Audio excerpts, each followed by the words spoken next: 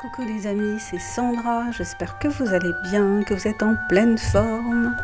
Si vous n'êtes pas encore abonné à ma chaîne, je vous invite à vous abonner et n'oubliez pas d'activer la cloche pour être averti des prochaines vidéos. Comme vous le savez, je suis écrivaine indépendante. Vous pouvez retrouver tous mes livres sur la plateforme Amazon. Les liens sont juste en dessous de la vidéo. Je vous invite vivement à découvrir mon dernier ouvrage en date qui s'appelle La Melitouch, entrer dans la tête de Mel qui rêve de devenir une influenceuse à succès, mais qui est plutôt une Miss Catastrophe. Voilà, aujourd'hui j'ai envie de vous parler encore une fois de littérature et de La sorcière de Camilla Läckberg. Alors pour la prononciation, je ne vous garantis rien, vu qu'elle est suédoise. C'est le premier livre que je lis de Camilla Läckberg. Donc c'est une série et c'est le dernier de la série, en fait le 10e de la série. Je commence par la fin. C'est un livre que j'ai trouvé dans la rue. Voilà, une personne qui se débarrassait de ses bouquins, qui avait posé ça sur un rebord de trottoir. Enfin pas sur le trottoir exactement, parce que j'aurais peut-être pas ramassé si c'était directement sur le trottoir. Donc il allait pleuvoir et je me suis dit ah, je vais récupérer ce livre. Il y avait aussi un bouquin de Jean-Christophe Granger que j'ai pas encore lu. Donc je suis très contente de l'avoir récupéré, hein, La sorcière, parce que c'est un bon bouquin. J'ai passé un super moment, c'était très prenant. C'est un page turner, donc tu as envie de savoir ce qui va se passer, tu as envie de connaître la suite, et puis ça m'a tenu éveillée une fois jusqu'à 2 h du mat, donc elle a bien fait son job. Ça m'a fait penser à la série Millennium, même si ça n'a pas vraiment grand chose à voir, mais comme elle est suédoise, comme l'auteur de Millennium, et puis le livre est épais, c'est un pavé, donc ça m'a fait penser à Millennium.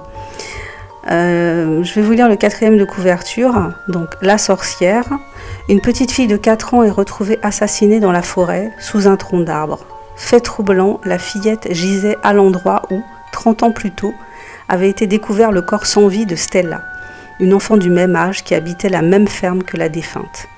À l'époque, 2 adolescentes, Marie et Hélène, avaient été condamnées pour le meurtre. Désormais mariée à un militaire autoritaire et psychopathe, Hélène mène une vie recluse, non loin de la ferme, dans l'ombre des crimes passés. La belle Marie, quant à elle, est devenue une star du cinéma à Hollywood. Pour la première fois depuis la tragédie, elle revient à Fjällbacka pour un tournage. Cette coïncidence et les similitudes entre les deux affaires sont trop importantes pour que Patrick Edstrom et son équipe puissent les ignorer. De son côté, Erika Falk écrit un livre sur l'affaire Stella. Une découverte la trouble. Juste avant son suicide, le policier, responsable de l'enquête à l'époque, s'était mis à douter de la culpabilité des 2 adolescentes. Pourquoi ? Camilla Läckberg a rencontré un succès international grâce à son héroïne Erika Falk. Ses livres sont publiés en France par Actes Sud. Donc, comme je vous l'ai dit, un super moment de lecture, vraiment très bon, avec des personnages qui m'ont paru très attachants puisque je les découvrais, avec une histoire pleine de suspense.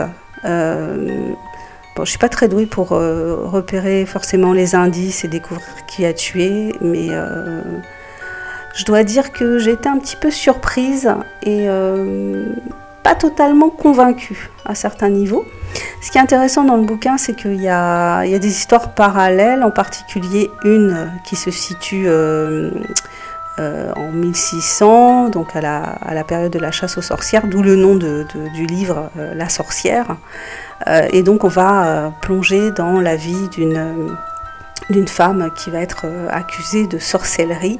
Donc j'ai bien aimé les allers-retours entre les différents personnages, entre le présent, le passé récent, le passé plus lointain. J'ai trouvé que ça donnait un bon rythme. Alors j'ai lu des avis sur Babelio, j'ai vu qu'il y avait des gens qui avaient été justement gênés par ça, mais moi non, pas du tout.